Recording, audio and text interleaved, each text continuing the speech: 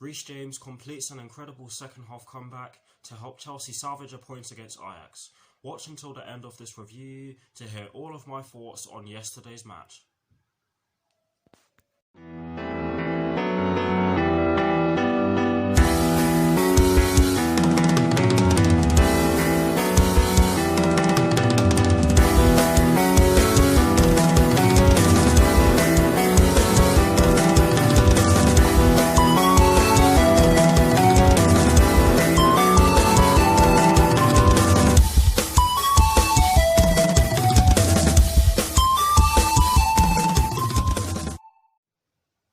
Hello people, welcome to my channel, welcome to another video. This is my review of the game which took place yesterday evening at Stamford Bridge in the UEFA Champions League between Chelsea and Ajax, which ended in a 4-4 draw. So what I'm going to do for you guys in terms of this review is that firstly, I'll be giving you guys the lineup that Frank Lampard fielded at the start of yesterday's match. I'll then be giving you guys my thoughts on the match itself. And as always, I will be including the positives and the negatives in which I took from yesterday's match. And lastly, I'll be giving you guys my thoughts on Chelsea's upcoming Premier League fixture, which will be played this Saturday at Stamford Bridge against Crystal Palace, with kickoff at 12:30 PM UK time. So without further ado, let's get straight into this review.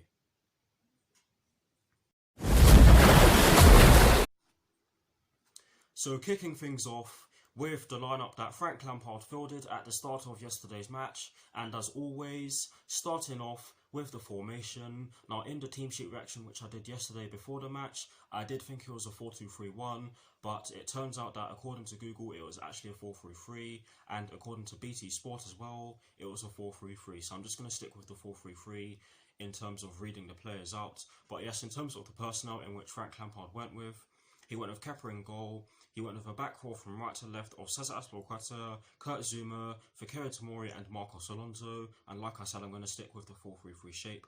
He went with a midfield three of Jorginho, Mason Mount and Mateo Kovacic. And he went with a front three from right to left of Willian, Tammy Abraham and Christian Pulisic. So that is the lineup that Frank Lampard fielded at the start of yesterday's match.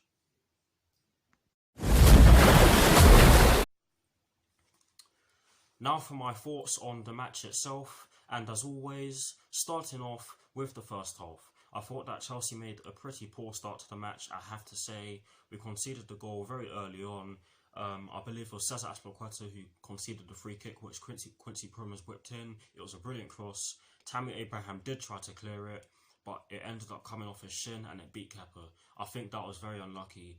But a few minutes later, we managed to win the penalty after Christian Pulisic was brought down in the box following a swift counter-attack from Chelsea. It was a brilliant counter-attack, I have to say.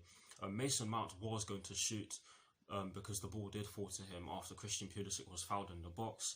But the referee gave the penalty, and for me, it was a definite penalty. He was brought down. It looked as though two challenges went in on him, and he was brought down as a penalty. And Jorginho does what he does best from the penalty spot, which is dispatch the penalty and make the keeper look like an absolute fool, which is what he did to Andre Onana. He sent him the wrong way and stuck the penalty into the bottom right corner on his side. Brilliant penalty. It was 1-1, but the goals just kept on coming in the first half. There were two more goals for Ajax.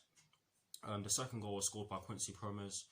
He had a brilliant first half, to be honest. Overall, he was brilliant. He was causing us a lot of trouble down our right hand side and their left hand side, of course. But yes, Hakim Ziyech from the right wing position whips in a beautiful cross. Our defenders did not get it. Azpilicueta had absolutely no idea that Quincy Promes was behind him, and Quincy Promes just peeled off him. The ball did bounce after Hakim Ziyech.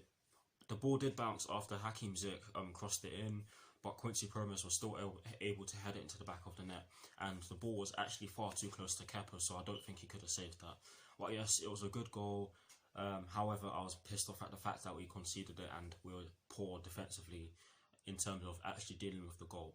The third goal was a Kepa own goal. I thought it was a Hakim Ziyech goal because own goals from free kicks didn't used to count, but I believe the rules have changed since I actually found out about that rule, or law shall I say. But yes, Marcos Alonso concedes the free kick in the right wing position.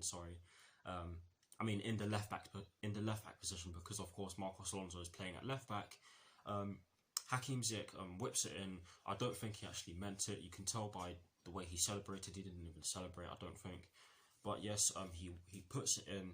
It hits the post and it hits Kepa. For me, it was very unlucky because I don't think Kepa knew too much about it, and I don't think the defenders knew too much about it, because that was the ball in which Hakim Ziyech put in was nowhere near them. It was very deep. It was very high. I don't think anyone would have been able to jump that high, and you'd probably have to be superhuman to be able to jump that high. But yes, it was a brilliant goal. Sad that it has to go down as an own goal, but it is what it is. Overall, not a good first half in terms of our defensive and offensive play. I don't think we created too many chances, other than the penalty and the Marcos Alonso shot, which came in the latter stages of the first half. I don't think we created all too much. Ajax, you can pretty much say the same. I don't think they created all too much, but they didn't have to, because we were poor defensively, and they managed to take advantage of that with two of their goals being scored by us. But yes, overall, not a great first half. It could have been worse, but it could have been a lot better. But now for my thoughts on the second half. I thought it was an absolutely incredible second half. I thought it was an absolutely incredible start to the second half. Frank Lampard made a change. He brought on Reece James for Marcos Alonso, and I thought that Marcos Alonso got abused in that first half. This is not me saying Alonso out or anything like that, because there are a lot of Chelsea fans out there who do not like Marcos Alonso and want him to go. I actually do think that Marcos Alonso is a really good defender. He just needs to improve on his defensive game, because he is good. He's good defensively, I'd say, but he just needs to cut out the fouls out of his game, because he does commit a lot of fouls. But yes, Reece James came on for Marcos Alonso, which of course meant that Cesar Azpilicueta moved over to the left-hand side, and he had an absolutely brilliant second half. Cesar Azpilicueta did. The second goal actually came through him. I believe it was. I can't even remember who put the ball in. I can't even remember who put the ball in for the second goal. That's how much happened. Oh god, I can't even speak. Sorry for stuttering. Give me a few seconds. So much happened in that second half that I can't even remember who put the ball in for the second goal. But it was basically pinball in the box before Cesar Azpilicueta put the ball into the back of the net from close range. And yes, it was a brilliant team goal. And I think with the way we played in the second half, up to the point in which Cesar Azpilicueta put the ball in the back of the net, we deserved the goal. We definitely deserved the goal. We got the. I actually missed the Ajax goal. Their goal came through Donny van der Beek. We could have done a lot better with that. Again, I can't even remember what happened. That's how much happened. That tells you that a lot happened in yesterday's second half. But it was a counter-attack. Donny van der Beek managed to get the ball through a defensive mistake. His shot did take a deflection off of Kurt Zouma, but it was a good finish. And I don't think Kepa could have done anything about that. And that actually happened before the Cesar Azpilicueta goal, in which I already explained to you. But yes, it was 4-2 after Cesar Azpilicueta scored that goal. The next key point in the game, which I think was absolutely outrageous, was the part of the second half where Daley Blind and Joel Veltman got sent off. The Daley Blind second yellow card for me was a definite second yellow card. I'm not entirely sure about the second Joel Veltman yellow card, because he did have his hand by his side. But of course, I'm glad that we won the penalty. I think the handball rule now is very silly. However, it got us the subsequent penalty got us back into the game, which was taken by Jorginho. Brilliant penalty. He did what he did with his first penalty. He just sent Andre Onana the wrong way and stuck the ball into the opposite corner. Brilliant penalty, and that made it 4-3. But like I said, the handball rule needs to change, because I don't think that was handball. And later on in the game, we actually had a goal disallowed for handball. But yes, the fourth goal, which was scored by Reece James, it came from a corner. I believe it was Willian who whipped it in. Yes, it was Willian who whipped the corner in. Tammy Abraham managed it. No, not Tammy Abraham. It was either Tammy Abraham or Kurt Zouma. One of the two. I think it was Kurt Zouma. One of those two managed to get a held on it. It did hit the bar, and then The ball falls to Reece James, who is inside the box, and what does he do? He volleys the ball. It's an absolutely clean volley. He volleys it into the back of the net, into the bottom corner. No deflections. No what's the word? Yeah, no deflections. Clean hit. Brilliant goal, and we deserved the goal. And Reece James had an absolutely incredible second half when he came on. I thought he was an absolute monster. His crosses were absolutely excellent.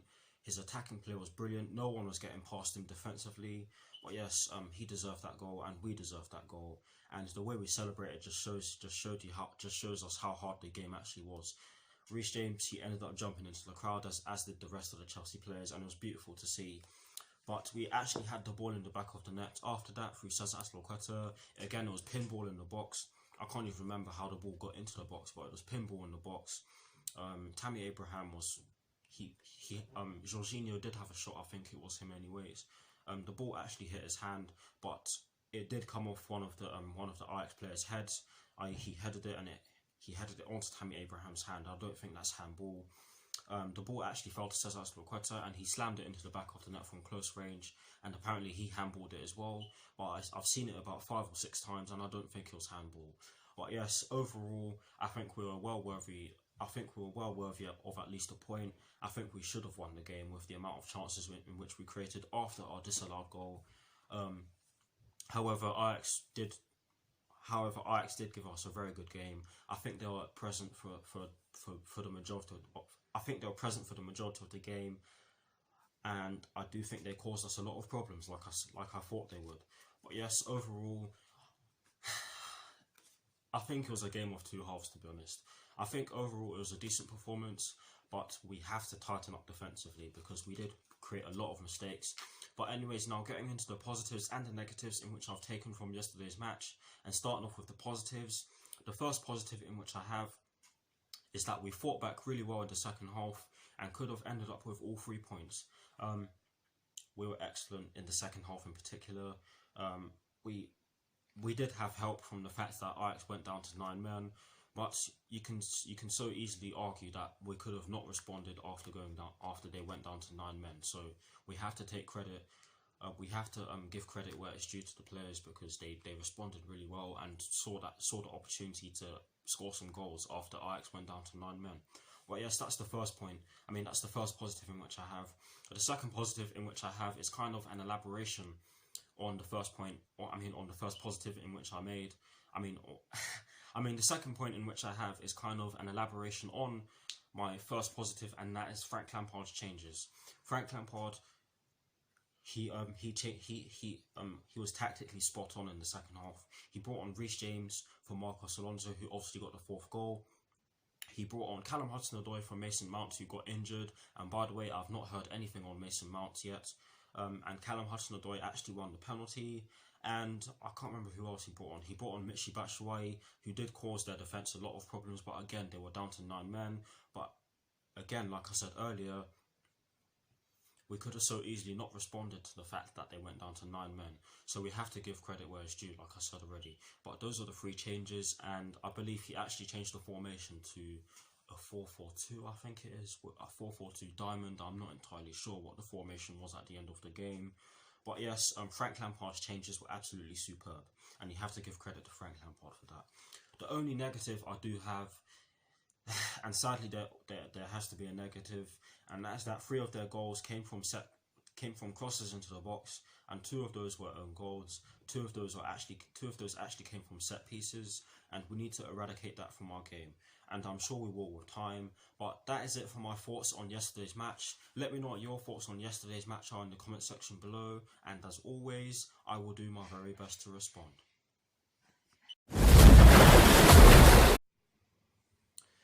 Now, to conclude this review, I'm going to give you guys my thoughts on Chelsea's upcoming Premier League fixture, which will be taking place on Saturday at Stamford Bridge against Crystal Palace, with kickoff at 12:30 PM UK time.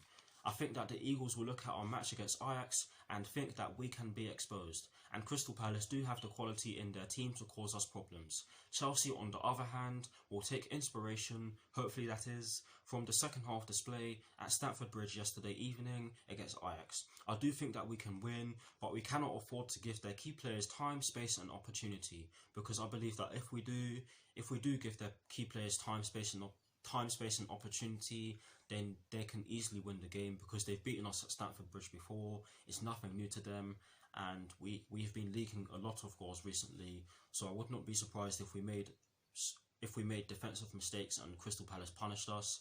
But hopefully we take some confidence from the fight back in the second half of yesterday's game and use it to get a good result against Crystal Palace on Saturday. But that is it for my thoughts on our fixture against Crystal Palace on Saturday, and that is it for this review. I hope you all enjoyed it. Thank you for watching. Like, comment and subscribe to my channel if you're new, and I'll see you all very soon for some more videos. Come on you Blues, come on Frank Lampard, and peace. I'll see you all very soon.